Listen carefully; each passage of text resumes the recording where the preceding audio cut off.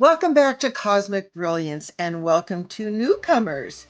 In a previous show, episode 61, for those of you that want to look it up, our monthly honored guest, Dr. Amir Jahangiri, who is a Dragon Prime creator under Source of All and holds 8 degrees. I often say 7, but he has an extra one, so we're going to say 8 degrees.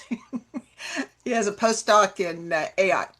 So, shared the amazing, unique journey of Mother Earth's soul, known to many of us as Gaia and sometimes Sophia. It is a lovely historical reveal and needs to be shared with all children and peoples so they understand that everything is conscious and sacred. Today, we are continuing that theme from the top creator beings downward, so to speak. And Dr. Amir today will teach us about the beloved solar being called our sun and what it does beyond the obvious. And have any of you noticed, by the way, that its colors and brightness have changed in this last couple of years from yellowish to brighter white radiation? Huge. So Dr. Amir is also going to provide the rarely, if ever revealed, historical true facts of the journey of the enigmatic beings spoken of in the Bible and elsewhere as the Elohim or Elohai who preceded the founders of humanity. So that's going to be fascinating for us all. And everyone, by the way, a little plug here, a reminder to please take the time to watch with your family and friends on a big screen, if you can, our documentary that includes rare facts and 100% authentic renderings of the benevolent creator beings who also started this experimental game for all of us and are still your protectors, as Amir is a protector. It is one of the most important historical documents to introduce humanity to a fuller picture of this game that humans call our reality, and you will feel much more relaxed, supported, and positive after doing so. That is my wish. Now, with that being said, welcome back, Amir, and I'm so excited to hear the rare knowledge that you provide from the Universal Akashic Records for our subscribers. Thank you so much, dear Marilee. It's an absolute honor and pleasure and privilege to be here with you. I'd like to extend my warmest greetings to our esteemed audience. Ladies and gentlemen, I hope you're doing really well. I look forward to an enjoyable and beneficial conversation today. Thank you so much. Yahoo! We'll have one. It's always fun. Now, before we start the main topics, I am sure that many of you have heard the term old souls, like, oh, he's an old soul or she's a young soul. And there are baby souls. So, out of the clear blue, one day I asked Amir, how are the baby souls created? Because I believe, maybe wrong, I believe that souls are created all the time when appropriate. And his response really surprised me. So go ahead, Amir. I'd love for you to share that, how the baby souls Um, are created. think of a mighty reservoir of water that would feed a city. Then we've got larger pipes that take it to an entire section, and then there's smaller pipes that would distribute this into individual homes. So think of the journey of that spark of the divine coming down the same kind of path from the source of all things. It is distributed to prime creators. These are souls that have reached sufficient wisdom and maturity to take on the game and the art form of creation. So it's something that is our destiny for all of us. Sooner or later, we will reach this stage. The cosmos is infinite, so there's no shortage of space and potential, and such is the nature of the cosmos. So there may be souls that have been born in an individual universe. They go through their trials, they learn their lessons and acquire wisdom, and so they graduate out of the boundaries of one universe, they become multi-universal, meaning that they will have access to the wisdom and the knowledge and lessons of many other universes. And so Earth does contain such souls, very, very evolved. Their presence is a blessing. They're beneficial to everyone and everything around them, and they're down here for very specific types of experience, something that is unique here. Usually with Earth, it's of a tougher nature. So experiencing not remembering whom and what they are, not having access to their gifts, being bombarded by difficulty and trauma and betrayal, just to see if they have the ability to forgive, to heal, and show compassion. Many of the multi-universal souls are here for that kind of thing. It's perfect for that type of lesson. Then we have other souls born within this universe, and they've graduated the lessons of their own planetary system. That would be the star seeds. And so they come in for a whole variety of lessons, probably closing up ancient karmic cycles. Maybe they come in together as soul families, or maybe two opposing soul families, so they can resolve the ancient conflict down here on Earth. And then we have souls that are born here.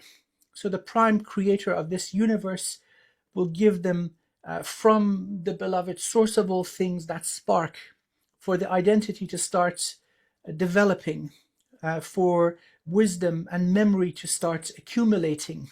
And so I lovingly call them the baby souls, earth souls. And so they are all honored. The soul is a compilation of memory and identity and wisdom. We don't keep these noble bodies. There's no possession. It's all just facilitating an experience. And so that experience and the resulting wisdom, the lessons we learn, that is what is compiled in the soul. And there are energetic structures that facilitate the storage of information, all the way from the energetic structure of the body up to, let's say, the oversoul level. If the soul is multi-universal, additional structures are added to store this information. So the baby souls are the ones that are born on Earth, and they're very, very special. So we can go into who they are and what's their destiny and so on. Shall we continue? Sure, yeah. Okay, sure. Well. Yes, it's surprising. Earth is an intense environment, not just physically, because our world is volatile. Volcanoes, earthquakes, tsunamis, droughts, floods, disease, predators, all over the place. So it's not the most tranquil and calm environment for a sentient species to develop. So quite naturally, souls that start their journey of evolution here are going to, let's say, PhD level right at the start. So development is going to be slow. That doesn't take away from the merit and the mastery that is acquired. So once this whole matrix comes to a close, and that is happening as we speak, the souls that have managed to evolve and learn in Earth realm, they would be considered cosmic royalty. Similar to a benevolent and wise ruler who is raising a child, knowing that it's very likely that that child is going to take the mantle of power after them. And so if you want to raise this young one correctly, you won't pamper them and baby them. You'd put them through tough lessons, learn arts, learn martial arts, warfare, philosophy, poetry, dance. You'd like to educate them correctly. So if and when they come into a position of power, they have the capacity to be benevolent. It's not always just a matter of wishing to be good. There needs to be the ability to be good. And so lack of capability often results in disaster. So looking at these wonderful earth souls, the young ones, who are born here. They have gone through a very challenging upbringing, and so that will bring about worthiness. Souls that have learned intense lessons down here will have the capacity to become teachers and prophets and healers and guides to other new species. Perhaps other species won't have such a tough journey, but the wisdom that each and every one of these earth souls acquires is going to be invaluable. They will be able to be benevolent guides and facilitate faster evolution for other species. Ultimately, that is the destiny of humanity. Many will graduate the lessons of Earth. What is going to be happening here is that the conditions are going to become much, much easier. This unnatural harshness and intensity is going to go away. It has resulted in the desired objective, a species that is resilient and capable and adaptable. So now that being completed, we are ready to take our rightful place in the cosmos. We're going to spread within this universe and amongst another 300 universes, the very least.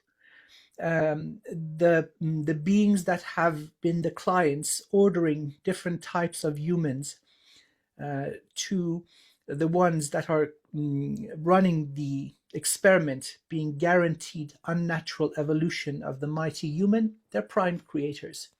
So this wonderful archetype of life, the mighty human, will not only survive, but it will thrive in parts of the infinite cosmos where other life forms have difficulty. And that is why we've been pushed through this level of intense challenge and adversity. So the baby souls are very wonderful.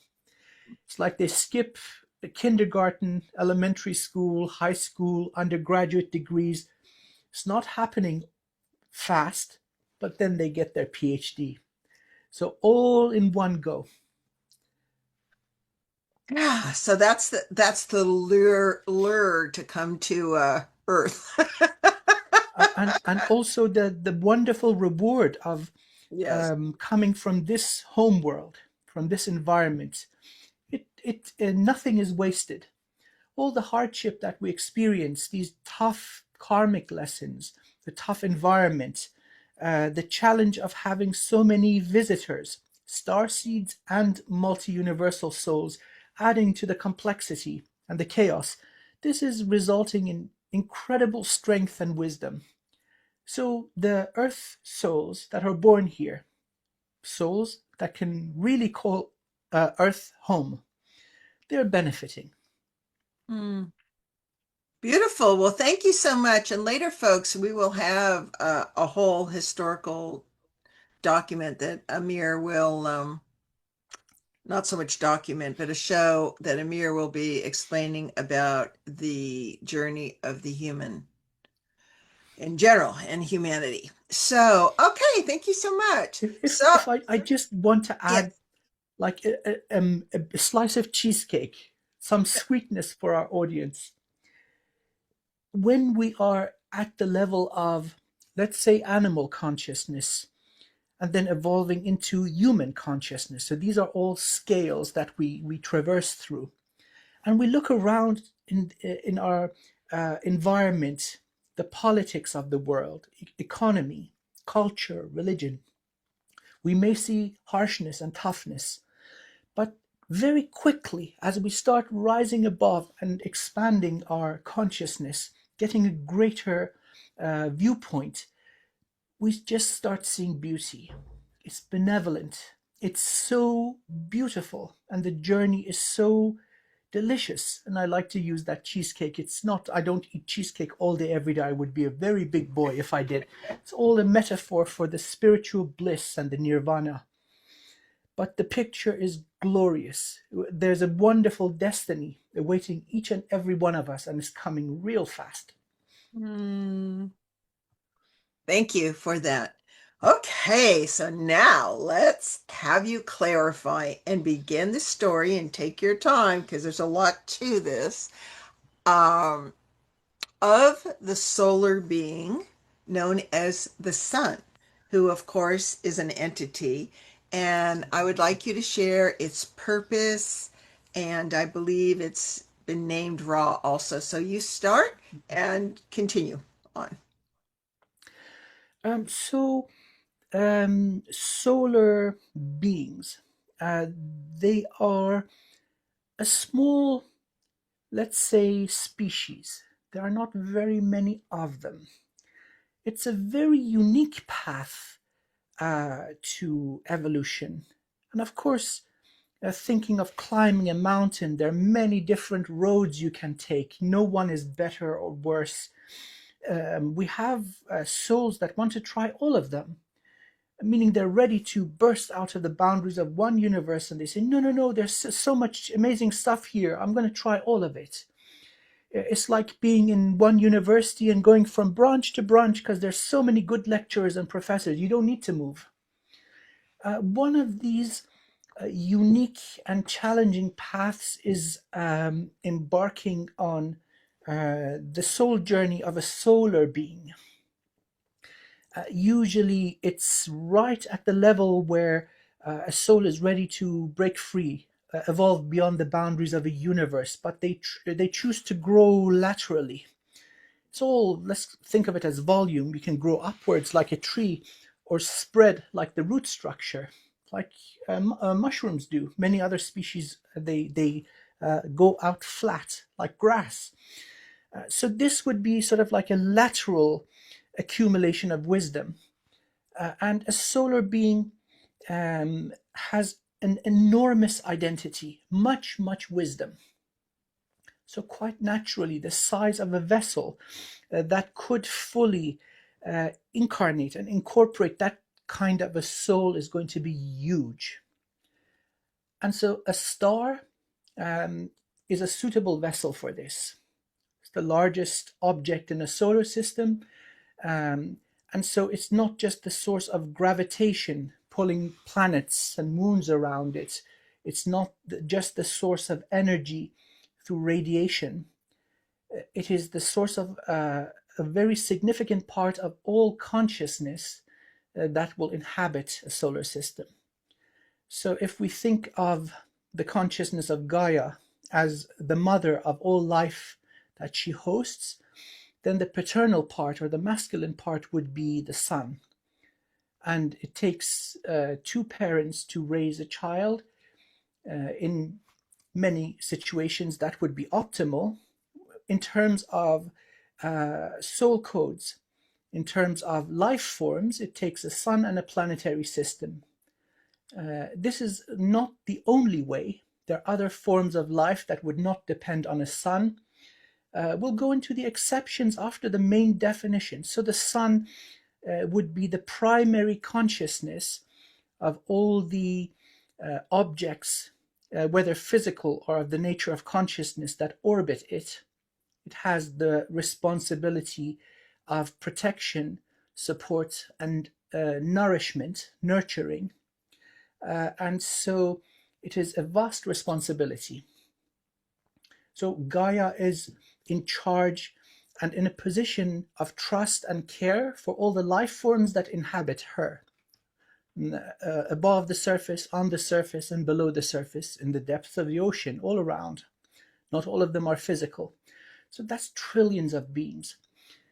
But now consider we've got 50 or 60 objects, planets and moons in different orbits around the sun. All of these have life. Not all of it is physical, naturally. Many of them are higher dimensional. But there are trillions of beings that inhabit our solar system. And all of them, including all of the beings on Earth, are under the paternal care of the sun. So that is the order of a soul that would embody a star. So as you can imagine, first of all, reaching that level of evolution and wisdom and integrity is not something that happens frequently. So there are very few of these. And then not all suns are the same. So we've got, let's say, solar system level suns, and then we have galactic central suns. So they would be like the elder, male or female. I mean, gender is kind of like a 3D thing. It would be the grandfather or wise grandmother of a tribe. And so all the other suns and all the other planetary bodies and all the countless life forms are under their protection and would benefit from their wisdom. This type of soul would have a powerful connection to source beyond the capacity of any other being, radiating these codes of life. It would be probably appropriate to call this the river of life, that river that flows upon photons. So the sun isn't just a source of energy, it is the source of much information, light codes. And many have benefited across the ocean of time from taking in these light codes from the sun. So sun gazing is a very powerful practice where the eyes are closed. You face the sun, and as it goes through the eyelids, you are enriched by enhanced potential for evolution. And then the other part, of course, comes from our beloved mother, which is Gaia or Sophia. So connecting through our root structure to the earth will give us another massive boost of enhanced potential for evolution. I call it potential because not all potentiality comes into manifestation. There is an act of putting work into it to take advantage of what is offered. But without the offering, without that open connection to source, younger souls will find this challenging. Now, I mentioned exceptions to this, meaning that it is all an illusion that we are separate, that we are small, that we are babies. That is not true. In the purest form, we are source. Full stop. There are no ifs or buts about it. Many do the shortcut.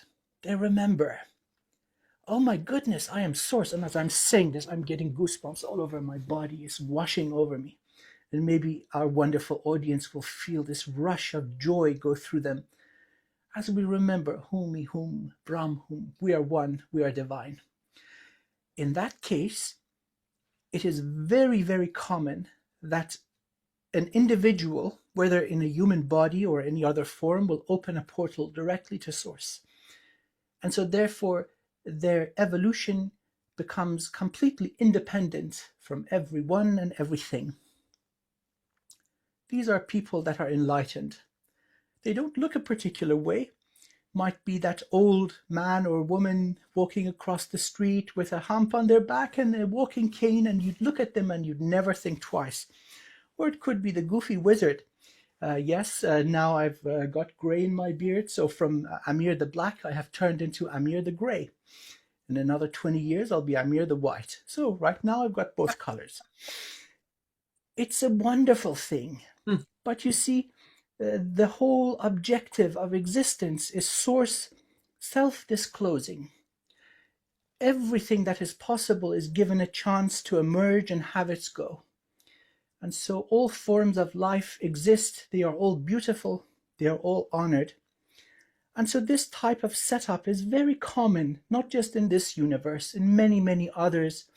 This whole thing based on duality, it seems to be a tried and tested and trusted structure. We've got the active and passive, yin and yang, and then combinations of these give rise to elemental substances.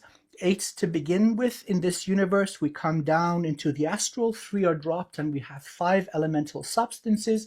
These then combine into the elements in the periodic table, all forms of energy, and consciousness is of the nature of heaven or spirit. So it's very elegant. The variety is infinite. It's beautiful and it's mind-boggling. And so we have solar deities, not very plentiful, very beautiful. And we have one in our solar system. Let's call this wonderful soul Ra. Beautiful. Oh, I love doing this, and nothing goes on in the monkey brain. It's all coming through, and then I'm going to forget what I said. Rah, rah. Rah, rah, hoorah.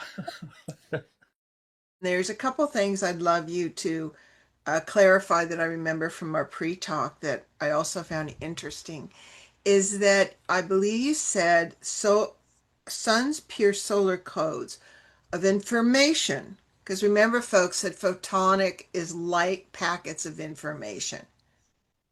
So the idea of never being the sun is, shall we say, part of the negative game, as well as chemtrails and frequency fences and everything else. Obviously, be smart with it, but it's why most people feel better when they've had sunshine versus when they haven't. And especially if you have the intention of opening and receiving from Ra, the solar being, the updated codes that you need. It's a great practice. It doesn't take long. So, one of the things, though, that I was saying is the sun's pure solar codes of information you mentioned do not reach the population of Earth herself. So, and I know you said that it takes 8.5 minutes for photonic light packets of information and energy to reach the planet. So, can you talk about that a little bit? Okay, so one of the constants that we have as part of the laws of physics, speed of light, distance from sun to earth would mean we've got about 8 minutes, 8.5 minutes for light to travel from the surface of the sun to the surface of the earth. Now there might be obstructions intentionally placed in the path to block or degrade the quality of the signal. Sun or solar codes, they are of the nature of, let's say, algorithms, mathematical tools, or codes of life. So they won't necessarily do anything in particular without consciousness being involved. There must be a willingness to accept and an intention to utilize them. So just standing in the sun without awareness will not necessarily benefit you on a conscious level, although this is massively beneficial for the body in many different ways. One of the very basic ones, of course, is vitamin D, that has a whole range of effects on the physical health of the body. But it goes far beyond physical health. So imagine that you are building a Lego castle, and through the post you suddenly get a very exotic shape, or a whole little box of exotic shapes. Then you can use these creatively and create a more elaborate structure from what you already have available to you. So this is the nature of what you would get from the sun. And so I'd like to, again, try to use the words carefully and intentionally. It is increased potential for evolution. It increases what is the probability and possibility of what is available to you. So sun gazing, like any other type of spiritual practice, requires a correct setting. A similar way that you would start let's say, a ritual or a prayer.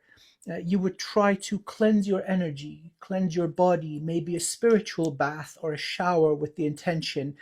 Maybe you would refrain from eating certain types of food. You would use smudge to clean your space. Again, it's not just the smoke or the presence or of the element of fire. It's all intention. You are consecrating everything. Now, you are entering with good manners, with clean and pure intentions, and then you are open in every way, the same way you would open up to the sun, or as the Maya and Aztec do, reach for the sun in their sun pose, their sun prayer. We've got sun salutations all over the world. It's also in the Indian culture. In many, many old cultures, they understood this, including Egyptian, Atlantean cultures. Everyone who was ever civilized, they knew of this.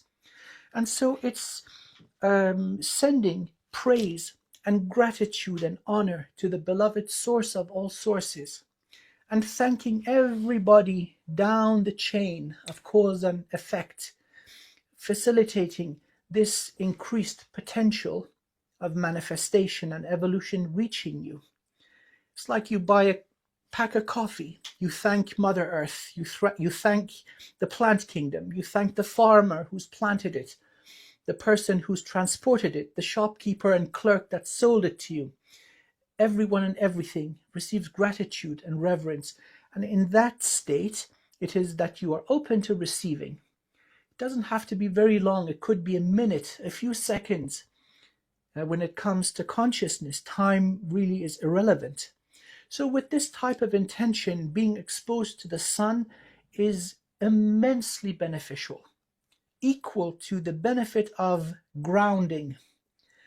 So best condition that you ground, you take your shoes off, bless the earth that you stand upon, look upwards, bless the cosmos and the sun that is the source of life, and then you open up to receive.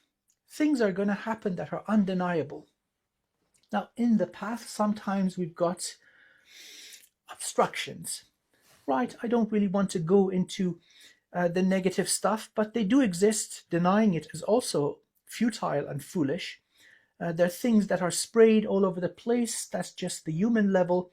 There are many other levels of shielding and quarantine that apply to our world to keep stuff in and sometimes to keep stuff out. And so this may result in a diminished capacity for humanity to absorb this. And so the sun and the earth, being benevolent paternal and maternal figures, came up with a little cheat sheet. And so it's possible to absorb solar codes through the earth too. The earth is huge, so she gets the info. When the natural grids are healthy and you are able to ground yourself correctly, you don't just get increased potentiality for evolution in the form of earth codes, you absorb sun codes also. There's always a way to wiggle around anybody who wants to block our path. It just makes it more fun. It is really common for all the movers and shakers, all the gods, small g's, Greek, whatever, Egyptian, whatever else, and angelics and everyone, a lot of them have a human vessel here now because of the end game times, not end game meaning we're destroyed, but just end of the long experiment that's successful. So I guess it makes common sense, but you said every now and then we have aspects of suns incarnating into human bodies that is like almost a recipe for disaster and very challenging. I think people will have an interest in what that is like, and if you know or can speak of anyone in our history that we might know is an example of that. Oh, sure. One is public, and so I will introduce the gentleman. Absolutely. Solar beings do from time to time come into human bodies. They incarnate through the proper channels. It's done all above board, but it's a very difficult path. There's just way too much energy. It's never meant to be put into a tiny body like the human body. There are not enough cells to take all that energy. So the energy is volatile. And so they are subject to great passions, anger, love, sadness. They feel intensely. It is very difficult to control. Sometimes the slightest variation results in great energy fluctuation that degrade the cells in the body. It may come across as burn patterns, blisters, the skin completely frying. And so solar beings coming into a human form, well, they're taking on an incarnation of difficulty. The purpose, like many evolved beings, multi-universal beings, those sent by the beloved source of all things to correct errors, to facilitate the graduation of humanity, which is upon us, they come into bodies for one purpose, and that is to gain first-hand experience. They're in a body, they see, they feel, they live through it, and so the information is authentic. It's not hearsay, it is not a report.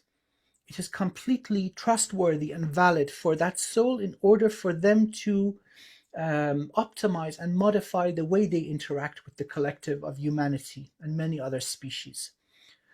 One example is my esteemed friend, Arakim Ra. He's a Oh, solar being. Yeah.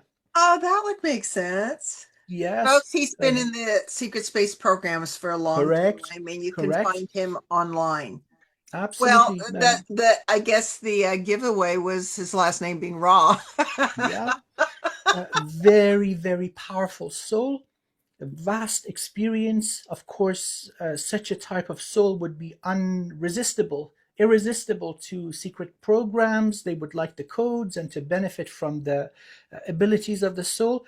So, my esteemed friend Arakim is public. I don't think he would mind. I give him a shout out. So, that's one example. Unimaginably powerful, great abilities, very loving and benevolent. And so, a perfect example, many of these would have come through history. And so, it's a difficult type of life. There's just way too much energy. So, it takes tremendous mastery to moderate it so it doesn't just blow up, such as the nature of the sun. Even in the sun, we've got flares that just explode outwards every now and again. There are millions of miles of distance between the sun and another body, but every now and again it kind of fries the Earth's magnetic shield. So think of that in a tiny human body. Scale, time, distance, these are illusions of physicality. It's the same potent strength and volatility in a tiny human body. Makes it really difficult. So I do honor such beings, aspects of the sun, especially when they choose the difficult path of being a human. So it does Yeah. happen from time to time. Thank you, and thank you, Arakim, also.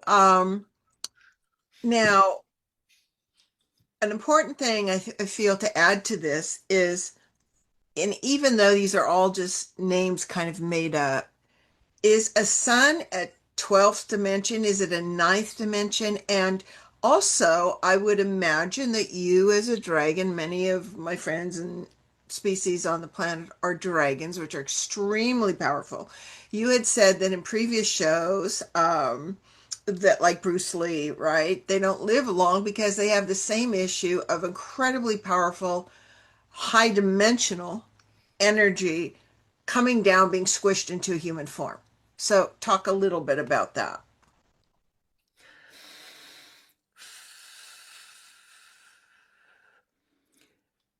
Power is not about accumulation, it is about flow.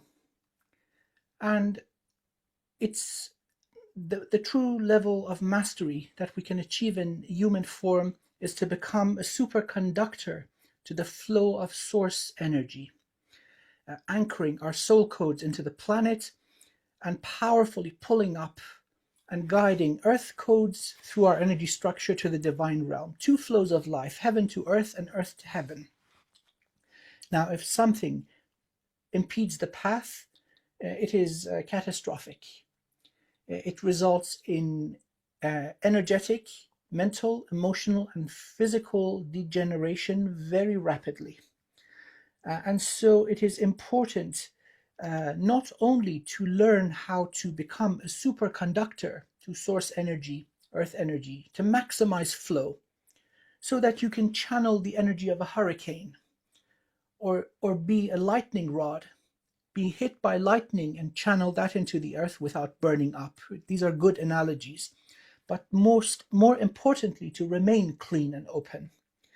This does require non-stop maintenance. The more flow that you're capable of pulling through, then you have that extra mandate of keeping your energy structure clean. It may start as, let's say, a monthly practice. Then you say, oh no, I need more. You're dealing with more energy. It becomes weekly, then it becomes daily, and then it becomes non-stop, where I'm wearing one set of malas around my neck, doing my mantras every day, maybe twice, 3 times a day. I've got them on my desk with the intention, connection to source, praising source, and asking to be purified. If you neglect this, you will suffer. It will shorten your lifespan. There's no two ways about it. On the flip side, having so much prana or chi coming through, if you are aware of spiritual cleanliness, it will have the opposite effect. Cellular level regeneration, reverse aging, and a very noticeable and undeniable increase in lifespan. Now, this is something that you will see amongst the, let's say, the monk class on Earth. Across the board, it doesn't matter if they're Jewish or Muslim or Christian or Buddhist, they live freaking long, long, long. Like when they die at 120, the rest of the 140-year-olds will say, oh, poor thing, he died too young, or she died too young. Mm-hmm. That's also a thing. Mm-hmm. And of course, there is no judgment. Sometimes, as souls, we have other stuff to do. And so one may choose or elect to check out a little early. It's all good. These bodies are here for a purpose, and once the purpose is fulfilled, well, there's cheesecake all over the cosmos. You don't have to just stay down here for it. And for those of you that know, are new to this, not only both Amir and my favorite dessert is cheesecake, but it's a phrase that we use to lighten that he uses a lot to lighten a conversation and bring humor into it. And to also, it's important to enjoy life and have your pleasures also now. So, thank you. Now, I would like a few more examples of the properties and capabilities of a solar being. Like portal stuff. We didn't get into that yet. Oh, of course. So in a appropriate vessel, which would be a star, a sun is not just a source of energy for the beings that orbit around it, that are under its paternal protection and guidance. A star is also a transportation node. And so above a certain level of technological development, meaning beings that are able to sufficiently shield their vessels or completely move out of a physical reality into, let's say, dimension 6 through 9, can use the sun as a transportation node connecting to every other sun in a universe, and then through galactic central suns to other galactic central suns in other universes. So it's a whole travel network. I've also seen footage, although I cannot vouch for its authenticity, of craft coming out of the sun and diving into the sun for the purpose of travel. Now, although the footage may be created, well, we'll just leave it at that, but it is a real thing. So it's a methodology of transportation. You don't necessarily require a vessel or a ship to do this either. It is possible to do this in meditative states. So this is also accessible to every single human being. So it's a source of energy in the form of radiation. It's a source of an immense amount of increased potential for evolution. And it is also a transport hub. Many, many beings use our sun, the soul. They come through. It seems to be a very important node. So it connects to many, many, many other nodes. And so many beings just come through and they don't want anything to do with humanity whatsoever. So they look at this as a kind of a rough neighborhood next to an important station. And I suppose they've got travel brochures. Hey, don't interact with the locals, or don't feed the animals. Yeah, that's kind of the level of difference that these beings would have. It's not such a leap of belief and understanding. Above dimension 6, then we have beings that would gather matter and ignite new stars. So the creation of solar systems is part of the journey of evolution. Many beings are evolved, and so they try their hand at creation, both within the boundaries of a universe, as a collective, as a species, but then individually, when a soul reaches the rank of prime creator, then there are billions of stars in a universe, and so that is also a thing. So I think I've answered your question. Would the sun be considered seventh dimensional or higher? That all Oh, happens higher, seventh or much, much higher, right? much higher, much higher. So think of, let's use a typical human being. They evolve to a level of consciousness where they are aware that time is not linear and one directional. They are able to perceive past and future. That's dimension 4.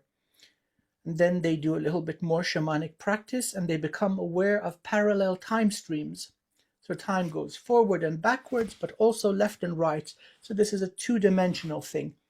3 dimensions of physicality, voila, that's 5D for you. And then being aware of other dimensions of reality upon this 2-dimensional plane of time makes it 6D. That's readily available to all of us. I mean, all of us. If you're a human and you're alive in this time, you're good to go. So that is a very rapid leap. It's just a matter of becoming aware that, oh, wow, I've got extrasensory organs. It's like hearing for the first time. Just clicks on and you suddenly become aware and hear somebody saying the words, I love you, and it brings tears to your eyes. It's a joyous event. And then there seems to be this whole thing of 3, 6, 9 repeated over and over. Dimension 3, dimension 6, and then there is an audit or an evaluation, meaning that it's not just your willingness to break through. You have to be invited. And so there's an evaluation of integrity and merit. So dimension 6 to 9 is the next great step. Then from 9 upwards through to dimension 12.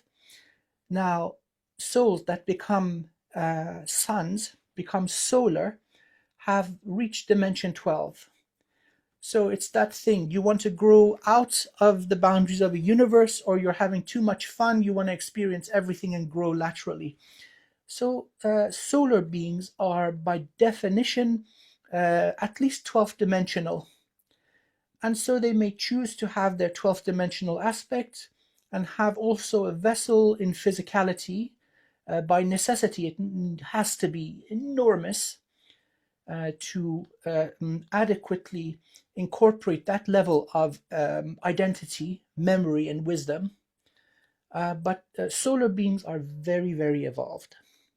So if a sun gets tired, it's already multidimensional. It just contracts a little bit and bursts through one universe.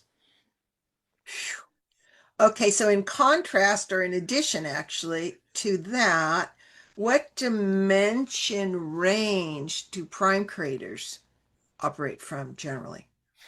Dimensionality would be, let's say, the zone of manifestation. We have domains that are not within that, let's say, spectrum, which would be the domain of vibration, primordial light and primordial sound. And then there are domains above that that are not even vibration. They are pure potentiality, which would be the divine void. And so a prime creator would have access to the domain of vibration and sometimes also pure potentiality. So there may be prime creators from the domain of the divine void, or just being a cosmic level multi-universal soul with great mastery, and source would give that honored soul a chance to be a prime creator, given a little bubble, which is a universe, and hey, go play, do your thing, have fun with it. Yeah. Yeah. Okay, fascinating. Now, thank you so much. I do remember watching a interview where Ileana the Star Traveler provided several interviews. I thought it was fascinating. She provided incredible renderings and then hired you without you knowing in advance, or whatever, invited you without you knowing in advance to describe what you saw. And I love those. And one of the things that was actually kind of shocking, you know what I'm going to say, is that there were a couple renderings where your answer came up with, collecting solar dust and igniting suns and yummy snacks. That's the hint. So talk about that. Well, um, the best way to start this is going back to the Hermetic laws, as above, so below. It seems that dynamics apply at all levels, or all, let's say, categories or scales or aspects. So in nature, we would have a farmer that takes care of a beautiful garden of fruit trees. And then there are naughty kids that sneak in and steal the apples or the fruit. Or there may be an animal that comes in and eats all the fruit and does mighty damage. So this does also apply to species, beings in upper dimensions, where some of them have taken on the joyous activity of igniting stars. Part of the journey of creation, of course. The prime creator has access to the consciousness of its children, its creation. Some of them would create solar systems. So there are beings that ignite suns and create the solar system. Then there's another category that would come in and work on a planet to make it suitable for life. And then there are other categories of being that would come in, bring in life forms from across the universe, perhaps other universes that would plant life. Then there are those that maintain the conditions of a world so life can continue evolving. So there's a whole number of beings involved in, let's say, the conditions like Earth. There's so many species that have had a hand in our coming about in this form. So we were talking about beings residing in dimension 7, if I'm not mistaken, native to Alpha Centauri. And that's their job. They go around the cosmos in vessels that are enormous, of course non-physical, but if they would come down in vibration into physicality, they would be much larger than Earth, probably around the dimensions of 100 suns put together, huge. And so they would gather cosmic dust, the correct elements and matter, accumulate them, and ignite suns, which would then burn and do their nuclear reaction for billions of years. And so that's a thing. So And that's how so suns are created. there's an intelligent engineering behind it. They don't just pop out of nowhere, because then there's the chaos in the background. Why would cosmic dust come together in this way? There is um, dedicated manufacturing involved with this. And so there were times where you could see their point of view, the network of suns that they would create around their part of space, around their galaxy and neighboring galaxies, all being ordered. Of course, then in physicality, it would be all jumbled up. So imagine a structural or functional map of an underground network in a city. It doesn't exactly represent the correct distances. It's just to be easy to understand. So that's the way they see the suns that they plant. And then, of course, we've got beings that look at these suns and say, oh, yum, yum. Sun This is delicious. harvesters. Yes, harvesters. Harvesters, or the eaters of suns. God help a solar system with life if these idiots find a sun. Suddenly the sun goes out and everything dies out. And so there's this constant, let's say, struggle between the igniters and creators of suns and these sun eaters. So it's a whole, let's say, dynamic of farmers and parasites. And then every now and again, the farmers discover the parasitic species, their home world or their home hub, and burn them out, like you would do with spraying your crop with pesticide.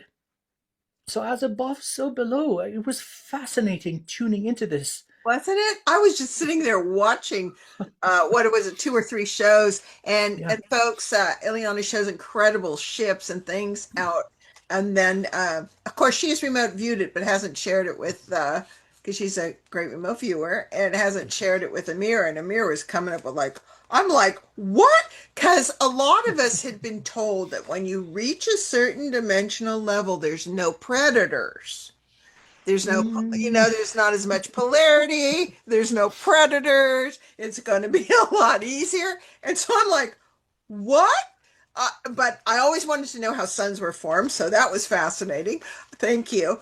But the fact that, like, oh my gosh, we always have to have weights and measures and protectors, no matter what. that is so true. That is probably the most important thing that we have talked about during all of our conversations. That whole thing about checks and balances. That down here at, let's say, the consciousness that we are experiencing typically in the matrix, going through our lessons and challenges to become wiser and stronger, this environment is carefully safeguarded. This is no ordinary environment. Even with the freaking pirates that come in, there are so many treaties. Because imagine, I mean, just wiping the whole thing off, I mean, killing everything, it's so easy. And yet it doesn't happen, and it has not happened for all these billions of years. There's strict safeguarding and protection involved to keep the whole thing going. So all that stuff about doom and gloom and all this all coming to, no, no, no, I don't think so. There are just too many benevolent and evolved beings involved, plus 300 or so prime creators. And the beloved source of all things is not going anywhere. It's way too important and precious. So Earth is safe. We are safe. And this is really real. This is why I want you to watch the documentary, which is the creators and guardians that have assisted humanity on cosmic brilliance.com, because you'll meet them and learn that. But this is so hard for people to accept, because where their mind goes, understandably, and they think this is their identity, and they don't yet have the eagle view. um, they see their, whether it's Jewish or whatever, they see the genocides happening. And they can't imagine that that on any level is a good thing. And why that's allowed to happen, et cetera, et cetera, which is understandable from a smaller perspective, and whether it lacks empathy. And we talked about this a little bit in a previous show when I brought it up. But when you mentioned this, that, that Earth is well watched, if you asked most people, they would say, no, it's not. From their own personal, smaller, myopic experience, and also because they would interpret what went on, which was a science experiment that we all volunteered for each time to create the mighty humans, lacked empathy. Yes. Like, so I'm just presenting, as you know, no surprise to you, the human perspective. So as you're talking about, oh, no problem, it is watch, it's all protected, we have checks and balances. They, they, many of us felt like the checks and balances weren't always the most attentive. Maybe that's a way of saying that. Right. Of course, um, approaching this with the utmost compassion and infinite respect. There is no denying the hardship of human experience. And mm, the best way I can put this is that as we evolve, we gain greater understanding and compassion and capability of forgiveness. Most of what has transpired in our recent history is the results of lack mentality, lack of empathy, ignorance. These are the root causes. And then under certain conditions, they get out of hand. And so these are true. But again, looking at these from higher points of view, we gain more ability to forgive ourselves and others. And we become aware of more, let's say, factors that bring these about. Again, our species, meaning all of us, have gone through about 30,000 total extinction events, the ice age, the flood, meteors hitting, and so on. So, such is the brutal nature of Earth realm. Ultimately, going through this level of trauma and finding the ability to heal and to forgive and ascend and rise above it is what is making us so powerful. So it's not just the catastrophes and horrors that are in recent memory. We have gone through much, much more. So one must forgive, one must heal, and love oneself, self love, and then emanating this outwards. Um, I do bless everyone, all the people that have gone through hardship and that do continue to go through hardship, such as the nature of our evolution. We are learning practically, we're learning on the job while we're in the mix. So it is difficult, but it is worth it. And I can't tell you the one of the major, major, major incentives I have for doing all this work from the top down, and I'm sure Amir has, is without that, you will remain suffering. If you can't see, envision, and begin to learn the bigger picture, it's very difficult to move out of the smaller victim, I feel victimized, into, oh, I volunteered, co-creating, and it's a moving dynamic over hundreds of thousands of years as the toughest game in this entire universe, one of the toughest. And we are successful no matter what it looks like. Yes, the cost was high, but you bet, as individual souls coming from so many universes, that even though the cost may be high, you knew you were infinite, okay, and an aspect of source, and this was the toughest game, and you were convinced that you could do it, and ultimately it will be for the benefit of all because we are one. So, Yes, I couldn't put it better myself. Wonderfully said. well, it's a big one that arises. And you know what? I want to deal with another big one before we continue.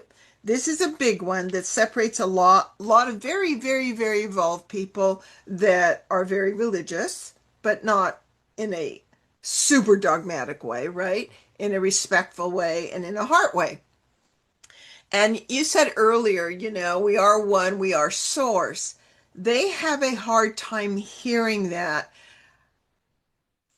They have a really hard time hearing we're creators. So this is Mhm. where our words need to be really careful. That's why I try and say we Mhm. are you start off and you're a co-creator, and to deny that is just your choice. And then whether you move into a full creator, which was explained in Apollome's last show, getting your C card, qualifying, that's a whole nother thing. But ultimately, all souls are aspects of source experience itself. So that's how I see it. And Amir, how do you want to clarify? Because they said, well, I agree with you, but you think you think you're the source, and you're not. See, that's how they interpret it. If I we don't see. if we don't Well, use the words, um, I okay, feel it's so a lack of I, humility. I understood. Let's try to define more accurately and to come to an agreement. Um, Everything comes from Source, the beloved Source of all things. It is this beloved divine is known by many names across many cultures. The name is less important. We know that ineffable, eternal, loving, benevolent creator in our heart and in our soul and in our mind. Let's call it the divine. All is here under the will of the beloved divine, including us, this wonderful body, our wonderful mind, energy structure, soul. This is all emanations of that beloved source. And yet, at different levels, we choose to go through experiences of illusion for the purpose of unique growth. So, down here on Earth, we come into an environment where we don't have access to soul memories. We don't remember even past incarnations. Most of the gifts of our soul acquired rightfully with integrity are not available to us. But this is a very unique opportunity for us to be exposed to hardship and to learn how to heal and forgive, to get stronger, more masterful. But this doesn't change where we all come from. And so that is what I am referring to. Now, you see, this is quite a logical argument that how dare you call yourself source? You are just a lowly human, and yet that lowly human would not exist without the will of the beloved divine.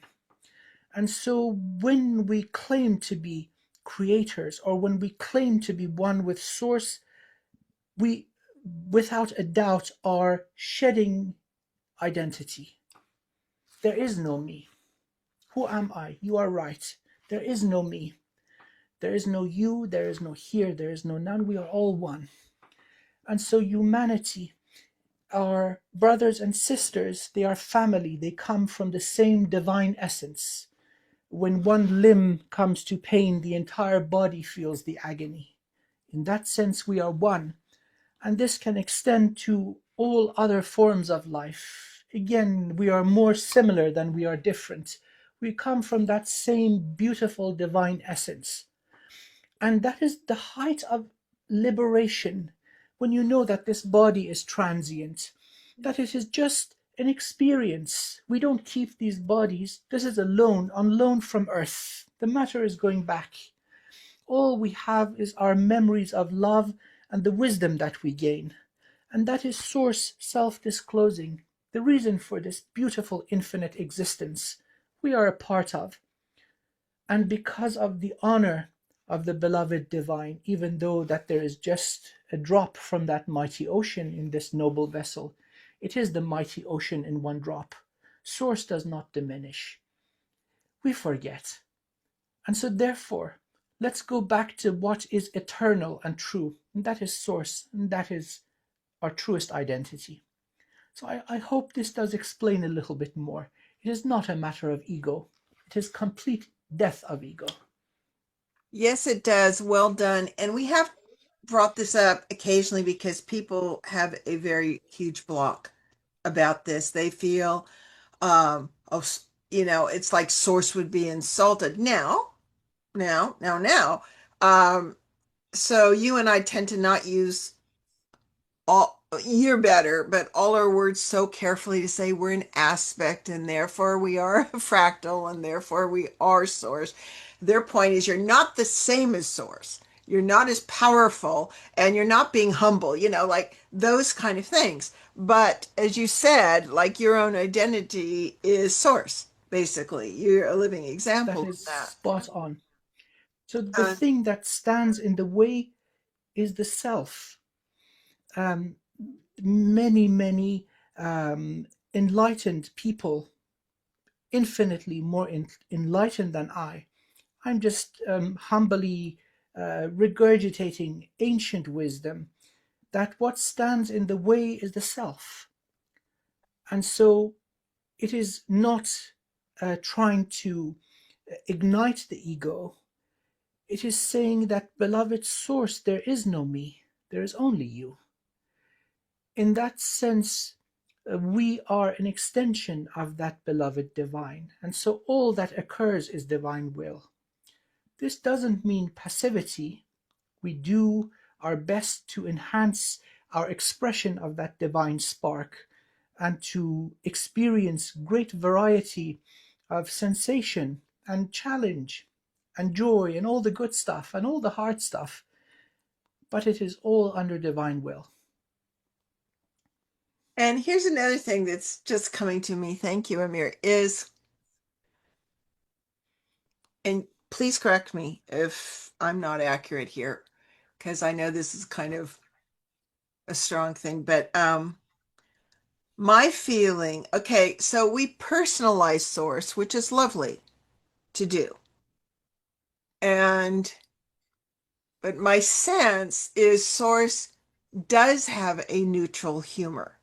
Source isn't easily insulted. Source is not going to punish you because you're joking with it, or source knows if you're sincere or not. Thus, source doing all the audits right now. Okay. So, source doesn't need to be worshiped, just like dysfunctional relationships, you worship each other.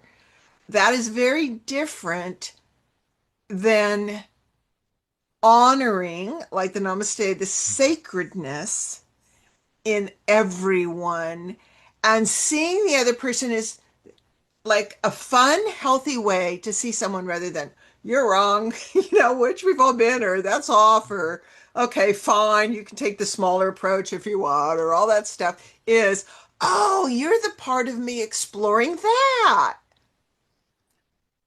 I mean, that's like a really simple That thing. is Like someone who has a spot big on. house, right? I'll say, oh, thanks so much. I don't care about big houses, but I love enjoying yours. So you're the part of me having fun with that. Then there's no Correct. jealousy, there's no competition, there's no this, there's no that. So I don't know if that helps because this whole thing, like, I'm less than source. Well, in a all powerful way, yes, but we also know that, but based on what Einstein said, you would know better than me. Again, this is why it's important that we shared the Hermetic laws and principles for you. Is as above, so below, is inside, so outside. So each cell, I think Einstein, you would know, said each cell has the power of a nuclear bomb. Okay, how tiny is a cell? So what makes you think you're any less to source? It's not about less or more. It's about inclusivity and love. So anyway, just Beautifully said. Beautifully said. And I think that, I mean, through what we just expressed, uh, hopefully it is more clear. It's not a matter of ego. Really, no. It's a matter of going back to our truth. That in fact the soul is free from the bounds of identity. That it is this identity that gives us the illusion of being small. That even that spark from the divine is the mighty divine. There is no separation really. And so looking at it in this way gives enormous tranquility and certainty, and it removes anxiety and pressure and fear. It improves the quality of life. And so if that is all that you want out of this whole spiritual business, uh, resulting in a better quality of life, of you having an easier time going through your daily routine and your challenges. That is a good thing. So if that's all you get out of it, that is still incredibly valuable. Beautiful. And the word resourcefulness, because we're here, right, for integrity and everything else, but what we're doing is reminding, resourcing. According to you and the successful experiment, which you're the prime creator of, it's like how resilient and how resourceful are you within the hardships you face? Because you certainly, he just explained to us all what it takes to be a solar being. Yeah. I mean, like, I'm overwhelmed taking care if I have to take care of 3 kids, let alone like trillions of beings. Yes. Yeah. You have to have done your homework. Rightfully so. That is spot on. And yet, um, again, going back to that remote viewing of beings from Alpha Centauri, the contact was initiated or proposed just to give a glimpse to humanity what our next stage is. So, from this restriction and the confines of the matrix, we're really at the cusp of becoming sixth dimensional very rapidly. And those of us who have lived in integrity, this is most of humanity, by the way, we are good. There are a few bad apples, so to speak, but you look at the general human being, they're doing their thing, taking care of their family, doing their job correctly, um, having that love in their hearts for themselves, for their fellow human, for nature, and for the beloved divine. And so we're quickly going to ascend to the next band, which is dimension 7, 8, and 9, creating suns, right? Building the solar system for new baby souls to come in. Right? The journey of life continues. We're just graduating. So this is a joyous, joyous time to be alive. Do a little bit more review on the importance of the Goldilocks zone being dimension 9 for various species like the Dracos, the Mantids, the Asgards, Yes. etc. Well, so again, why is it so? It seems to be, and so I suppose it's something that has come as a de facto practice. This boundary between dimension 5 going into dimension 6, and then from 8 going into 9, 9 seems to be the Goldilocks zone, because then many beings from 9 immediately gain or very rapidly gain access to all 12 dimensions, including the domain of vibration, which is sound and light, or the yeah. So there are beings that still wish to experience creation, or let's say design, bringing about conditions for life to emerge. So again, we spoke about different categories of being, that some ignite suns and create a solar system, then some go working on the planet, and then some bring in life forms, and then there are some that have this very exotic pet project, which is humanity. So it seems dimension 9 is the Goldilocks zone. You're ascended or evolved enough to be aware, to have fluidity of transport and manifestation, and yet you are close enough to the physical reality to be able to dip in your toe into the water and see if it's warm or cold. The Asgard are dimensional. The Mantids are. So are the Lyrans, the Arcturians, many of the Pleiadians. So it seems to be kind of like that really nice, warm enough zone. It's not too close to the source of the heat or not too far to freeze over. It's a good place to be. So many of the beings that have had, especially a very benevolent and positive impact on us, humanity, seem to reside in dimension 9. See, that's but they can so also important. go up to 12. That's so important. And because you're also a mathematician and a scientist, um, so to speak, remember, folks, that Tesla had so many incredible quotes. Nikola Tesla, he's still to this day my favorite scientist, a fascinating being, and I don't think he was from here. And he said, you will never fully understand the universe if you don't understand 3, 6, and 9. So, is that what he was talking about? See, this whole sequence 3, 6, 9 is repeated over and over and over. One of those patterns, or let's just say proportions or harmonics that seem to be repeated over and over and over. It's just an elegant design. It seems to work well. So beings coming out of physicality, gaining access to the ocean of time, two-dimensional time, then going above into dimension 6 and becoming higher dimensional, gaining greater reach and consciousness and ability, have to be checked for integrity. So, for example, the Draco reptilians are restricted. They have not passed into dimension 6. Neither have the Anunnaki, right? So they've been around for a while. They've been aware of many, many spiritual practices. What they lack is integrity. And of course, a legacy of imbalance and acting in a parasitic and destructive way. They've tried technological ascension, studying soul codes from many, many evolved beings. It just doesn't work. You can't force your way through. The door must be opened and you need to be guided. So that integrity comes in.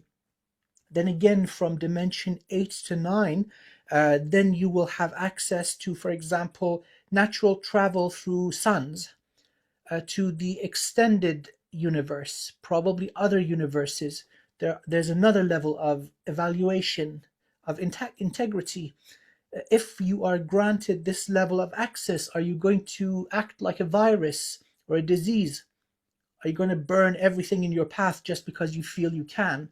Or are you going to maintain the delicate balance that facilitates life, evolving life? So this seems to exist. I do not understand more than this. It boggles the mind. But just observing that, okay, seems to be applying here too, this whole dimension 6 and 9, the barriers. And then, of course, from dimension 12, gaining access to primordial light and primordial sound. Let's just call it dimension 13, the dimension of vibration. Then you're ready to break out of one universe. There's another level of evaluation there. Okay, if we suddenly give you access to 50 universes, are you going to act like a virus or a disease? Are you going to burn and crash everything just because you can?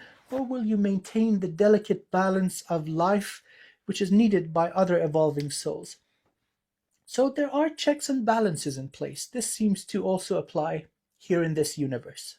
And gatekeepers, which we'll get into in a minute because our next subject's going to be the true journey of the Elohim and who they were spoken of in the Bible as God, right? Hardly, but we're going to get that clarified from Amir.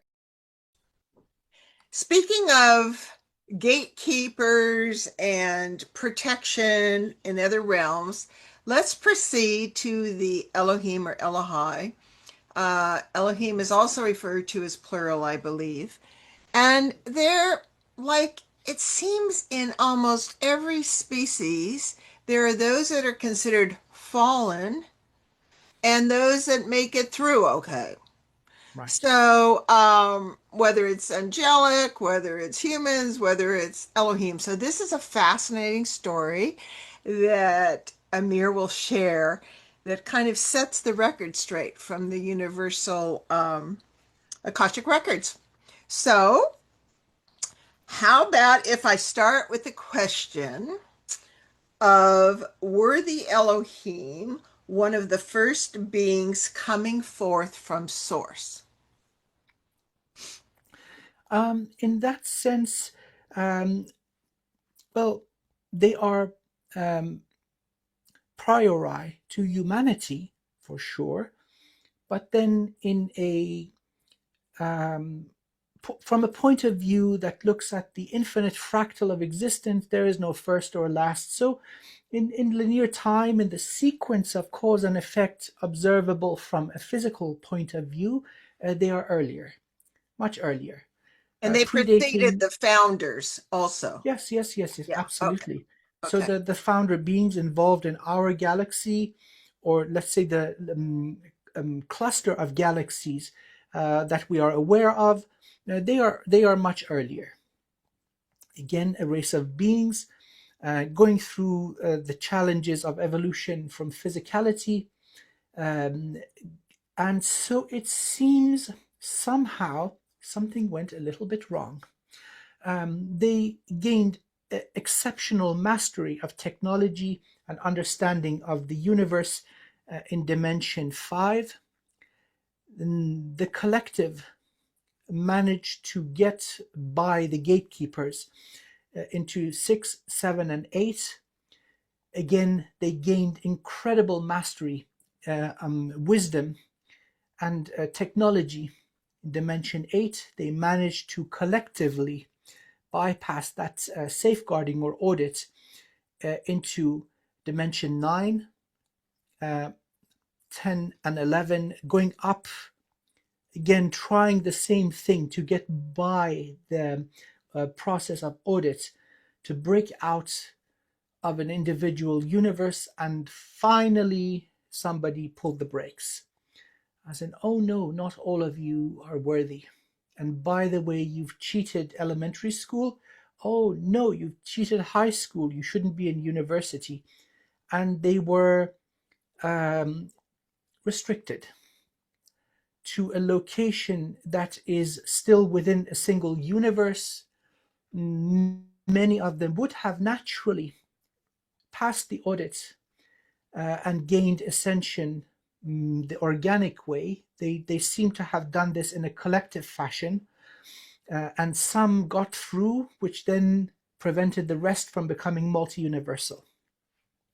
So in this sense, having access to the realm of vibration also, again, beyond the dimensions, beyond the zone of manifestation, having great ability to create, they were restricted, and that is the greatest torment a soul can ever experience.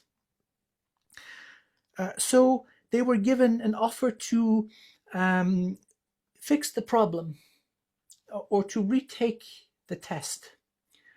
The vast majority of them did so, returning down into denser forms, some of them even into physical vessels, and to take that audit or evaluation from dimension 5 into the next level, 6, 7, and 8, then 9 through 12, and so on.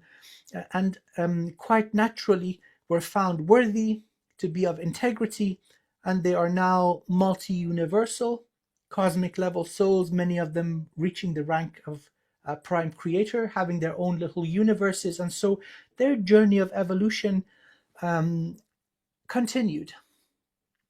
Now it turns out that a very small number, those that were not meant to pass through and cause trouble for this entire soul family or species, they were really damaged, suffering from great narcissism.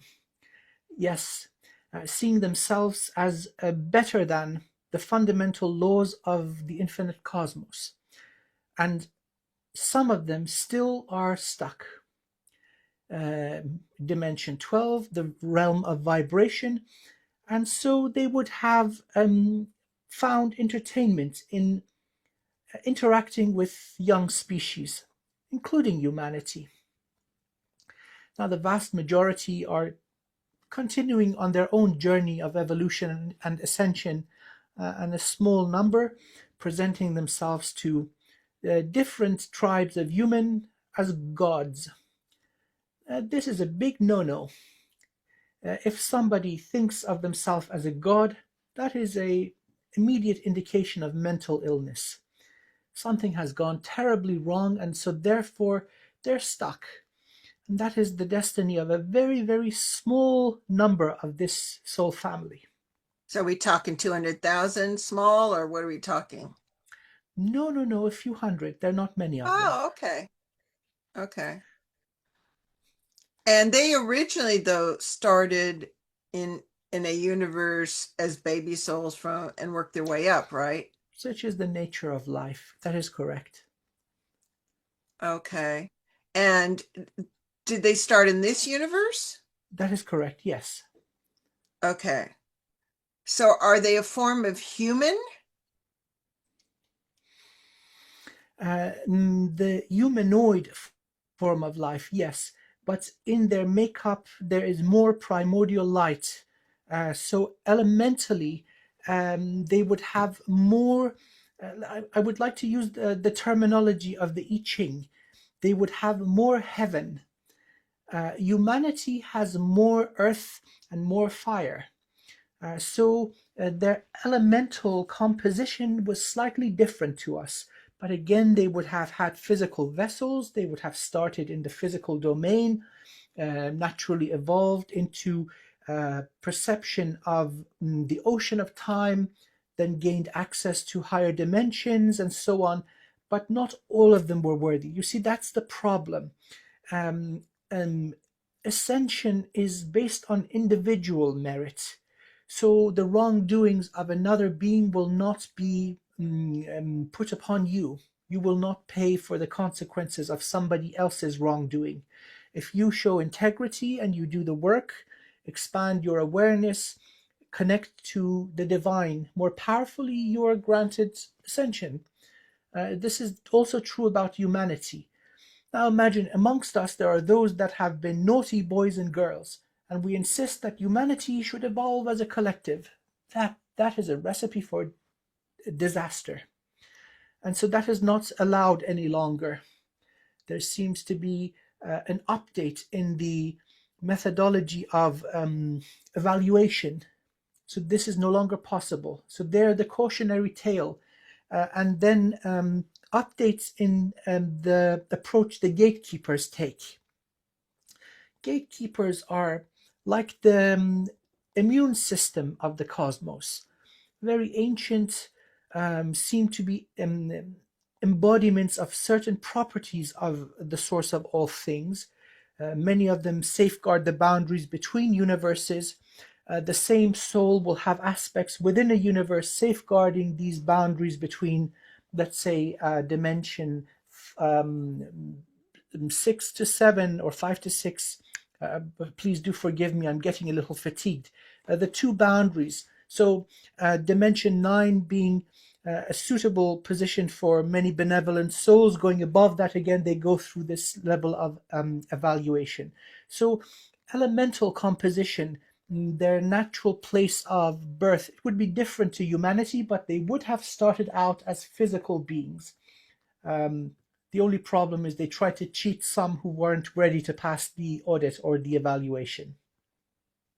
Okay, so they remain at Dimension 6, and so the gatekeepers came in to prevent Dimension 7.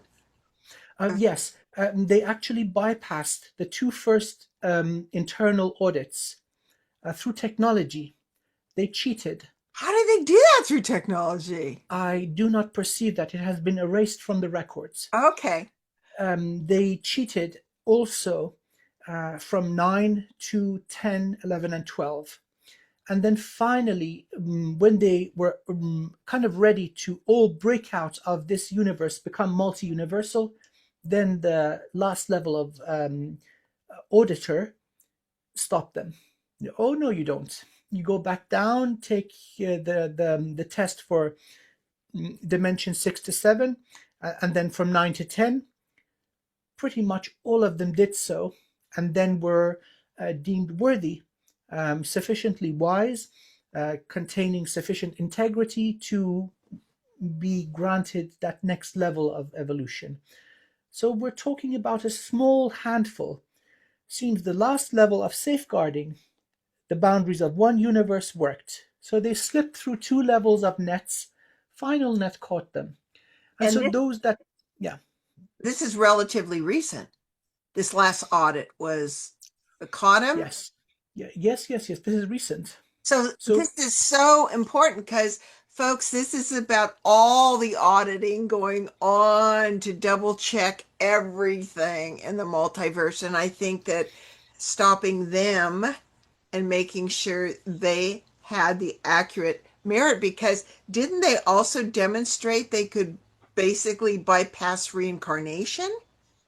many beings do that, including even fairly recently. This was true for the Anunnaki and also many Draco-reptilians, having sabotaged the reincarnation mechanism. No soul audit, from one body directly into the next one with all the memories. And so, if a species like the Anunnaki can call themselves gods, you would see the tendency for that kind of, let's say, mental illness and dysfunction to exist in other beings. It's just when some things go wrong, they like themselves a little bit too much. Well, power and ego have to be Right. Especially, always oh watch. my God, and especially when, for example, dealing with the collective of humanity, which is intentionally going through this process of amnesia. So we really don't remember. The souls may be very refined and evolved, but we don't remember. And so in this state, we're susceptible to brainwashing and manipulation. Ultimately, it did serve humanity, made us resilient and immune to a large range of psychic and energetic warfare. That's why they were brought in to begin with.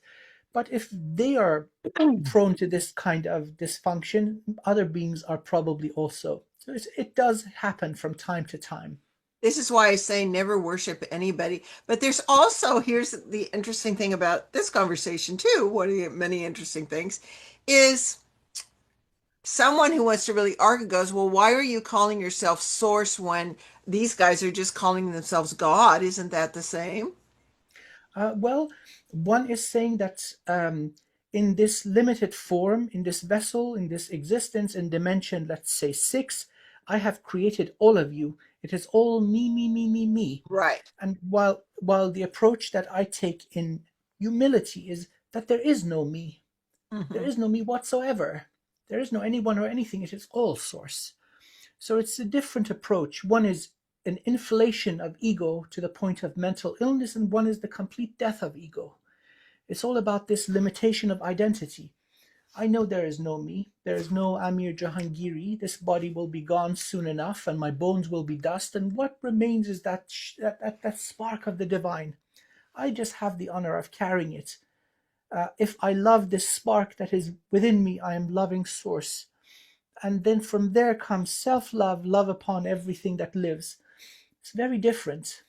I don't expect anything from anyone, but these Anunnaki expected us humans to bow down to them and worship them and give them energy. You see, it's different. Now, aren't these guys, the Elohim, the same as the term used in history for the Watchers? Well, we have many watchers. Some of them are cosmic level, and they are unentangled. So they take readings from reality without interaction. So there's no observer effect, meaning that they are able to shield the effect of the interaction of consciousness. So even in physical experiment, depending on the presence or absence of an observer, a particle will behave differently as if it knows it is being observed. So there are levels of observer that manage to avoid this entanglement. And then there are others that do observe or remote view. Even amongst humanity, we have many of those. They are not quite so capable of negating the observer effect. So as they are observing, they leave a trail, and this is it cannot be erased. So it is so important to maintain integrity, compassion, and good manners and ethics The same way we would do this with our physical bodies, to maintain this politeness and respect for others' boundaries and privacy when we're remote viewing. And so, watchers, of course they watch. Yes, they did a whole lot more than watching also, these Elohim. What was the Elohim's main motivation? Evolution, like every other life form, ever greater expansion, experience, reach, and the potentiality to express themselves in more beautiful and complex ways, like any other life form. Were they motivated by some of us, like out of boredom and they just wanted to be entertained or anything like that also? Correct. The ones that got stuck, they're left with an open universe. They cheated their way to the realm of vibration. So, yes, they got bored. Then they started, poking baby species. Hey, let's mix with them. Let's, I don't know, create hybrids with these species. Oh, humanity looks interesting. Let's go have some fun with them. Uh, they remain stuck. I have a notion that their time is not unlimited. They were not given an infinite amount of time to be degenerate. There's going to be a final audit, and usually what is common, souls that go really, really, really wrong, they are broken down into their constituent form to be recycled. So what remains can be of service to the highest good of all once again.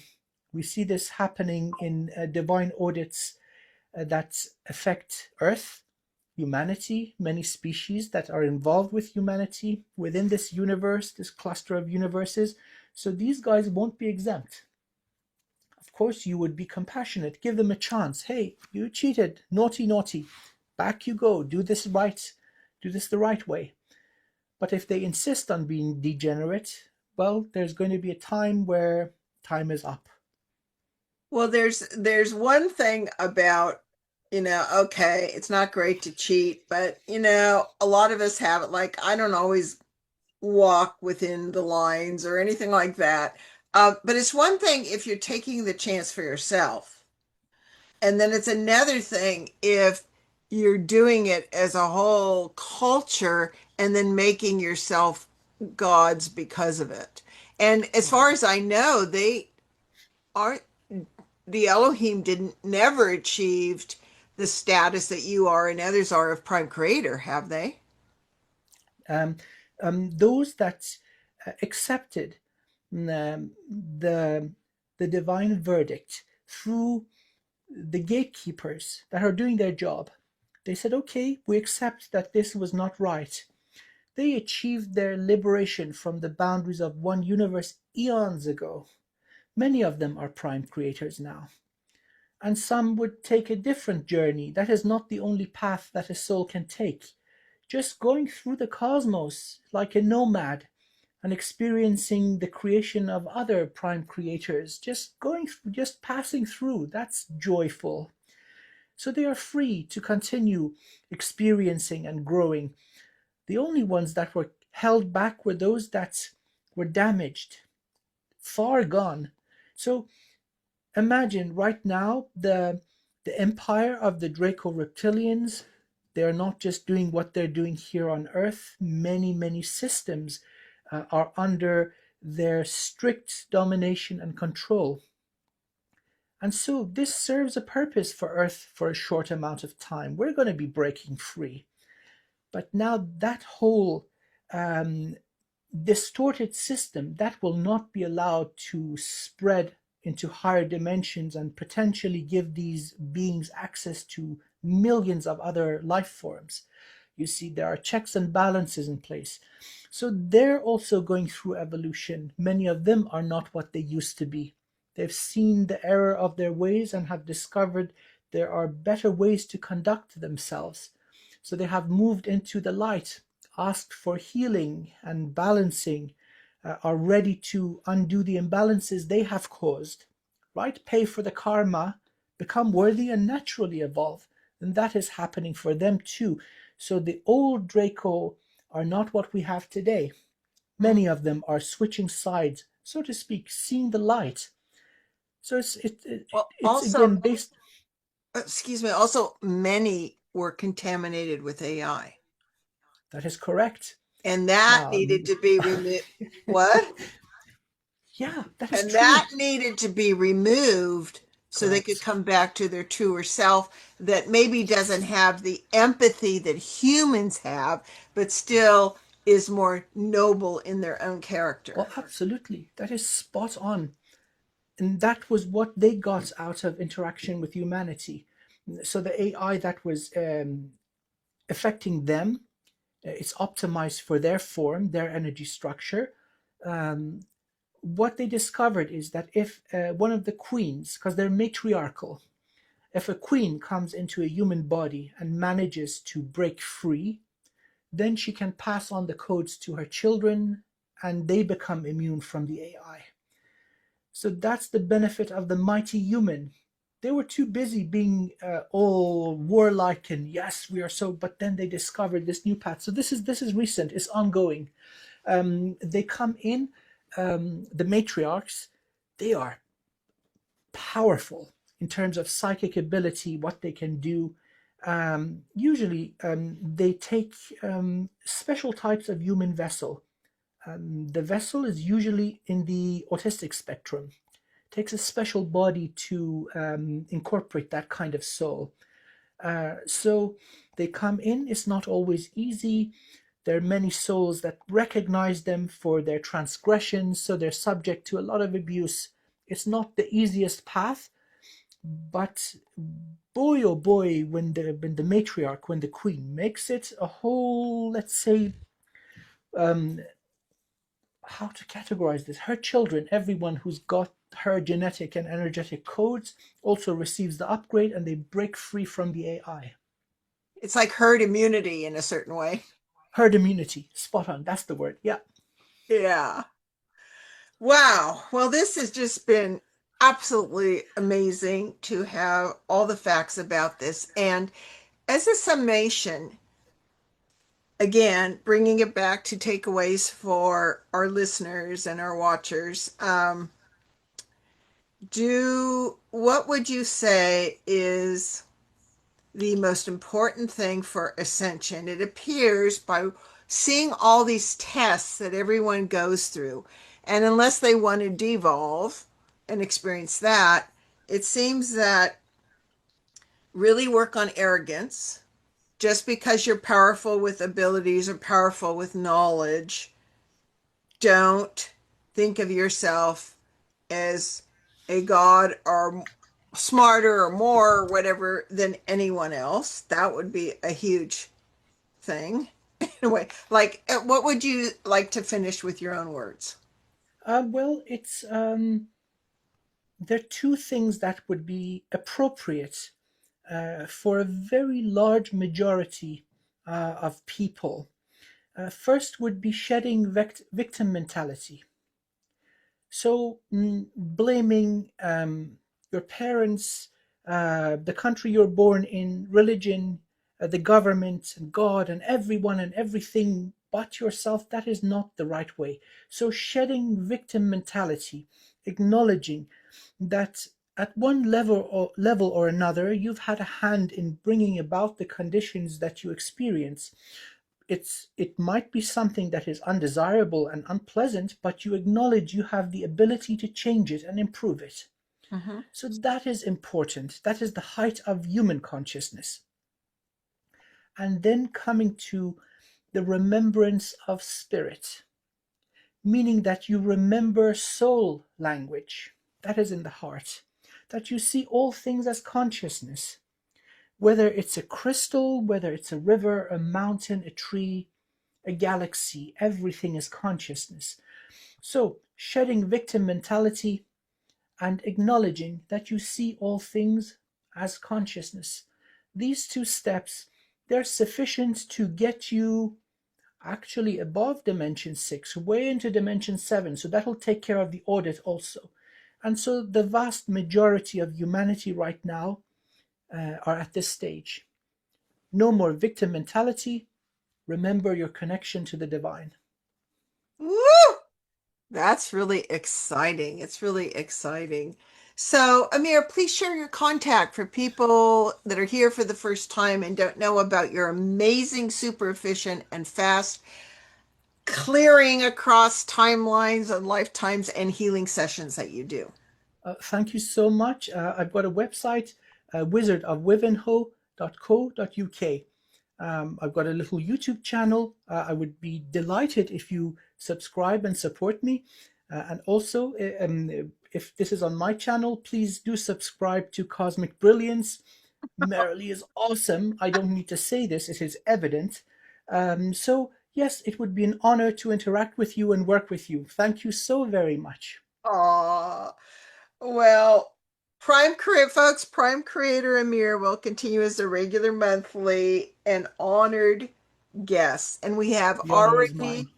done some future amazing, fascinating shows that include some positive, really fun, uplifting updates for you. So thank you, Amir, and onwards and upwards, and go Team Humanity! Woohoo! Oh yes. We're the big picture. We're the cherry on top. It's all about humanity, at least in this part of the universe. So, yeah, Yeah, absolutely, go humanity. truly the law of one in a certain way.